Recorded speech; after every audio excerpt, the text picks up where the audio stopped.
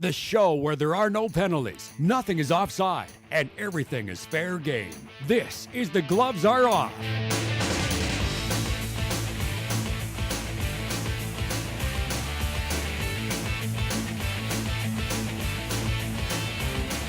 Welcome to the set of The Gloves Are Off. The jokes are already starting. Smiles were breaking out before we cued the music.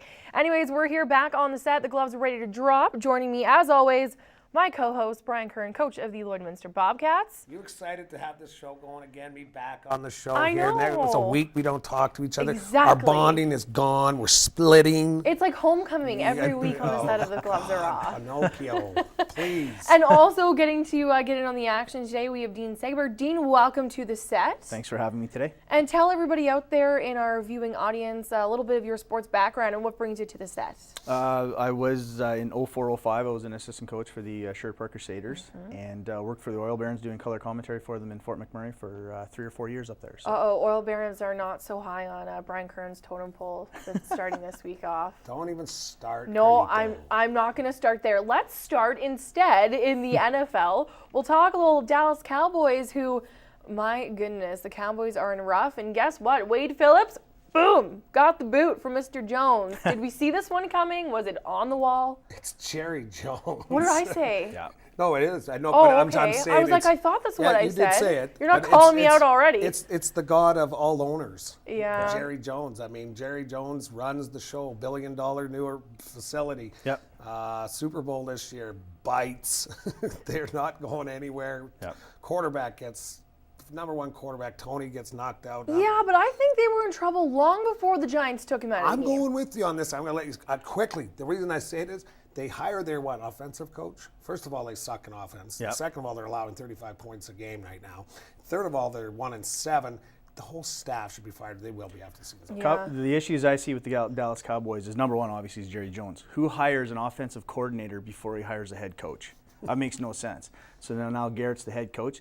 The other issue is Tony Romo. Tony Romo has progressively gotten worse as his career has gone on. And the key to that is it's the day that Jessica Simpson walked out of the dressing room, his plays dropped right off. I don't know what she was hiding, but Oh my gosh. she did a good job. Jessica We've Simpson got and your little pink controversy jersey. here.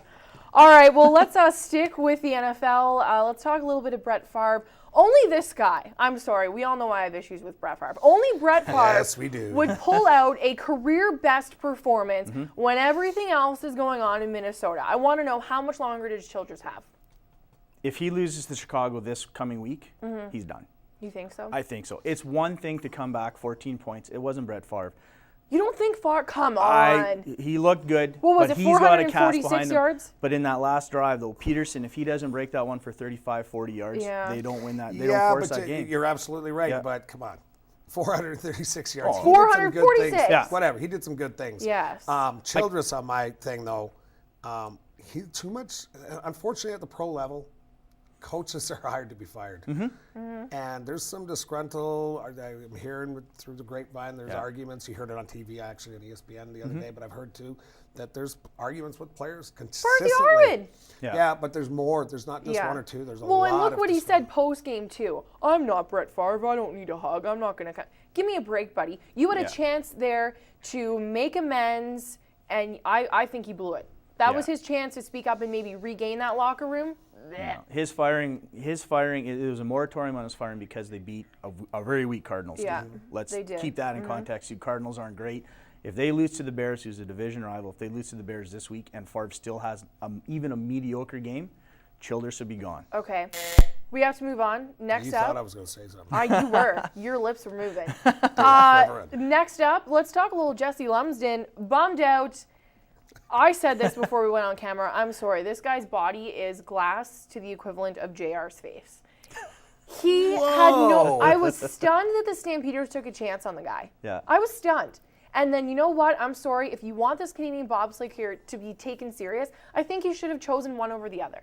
Now the guy's out with an ACL.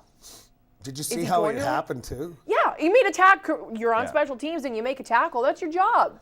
And now you're Whoa, done? Calm down there, little puppy dog. You've got the bite of a pit bull right Do you now. think he will return to football? I don't think he should. There's the point. Number one is that when he started his career, it was, I can't remember who said it, but they said for a running back his size, he's a fullback he's a running back in a fullback's body. Right. He runs too upright. He's not low to the ground, and so he's susceptible to injuries and stuff. I don't think he should come back. But at here's all. the funny thing, and thank God I didn't know you when I first started. Because, I was that injury guy. You have 10 seconds to I make had a point. 4 broken legs in 4 years. Oh, wow. 4 consecutive years I broke my legs. People are like, you're not drinking enough milk? No, I got strong bones. They broke. You know what? Brian Curtin has strong bones. Did you catch that? should. Yeah, did you get that? You'd have been you on- and I, our gloves are off, definitely. Okay, next up, it's all over. Get it? The Edmonton Yeah, it's Eskimos funny. are done. What obviously was a bit of a turnaround, that's an understatement. The Eskimos almost turned their season around, but does this team now need to sit back? Does their board, do they need to sit back and say, you know what, Richie Hall, we got to part ways with you? Do you think there's going to be a change in the coaching staff? I think with Tillman coming on as a Rider fan, I think Tillman has to address some issues for sure. As in addressing by getting rid of Richie No, Hall? who's not going to fire him? No. No. Why not? Players love him. And I think, you know what, it's a bad season. They've had a bad season, and I think you got to keep things in perspective. And Tillman's coming in, and there's going to be, as you say, I believe there'll be some great communication between everyone and get themselves back on track for the following There's season. going to be a culture change, and that same thing happened in Saskatchewan, is where number one, you address your Canadian content. Because what do they call it on TSN? The Canadian Air Force is what they call the team. So when you have a nice ratio of Canadians on offense, you can afford to put Americans on defense, which is And exactly. if anybody can bring them in or It's find Tillman. them, it's Tillman. Tillman Yeah. digs them up from someplace. For sure. And the other thing they do is you change the culture. I mean, when you have Patrick Kabongo as an offensive lineman, he's your second highest paid player. That's ridiculous. Okay. And I think that's where the culture is going to change to, instead of, you see a lot of individuals, Kelly Campbell, and I'm not an Eskimo fan, but you're going to see a I lot have of to Only the buzz you, we second have to move time on. ever that you've been a guest. I know. I had to interrupt my guest. We got to move on. Next topic.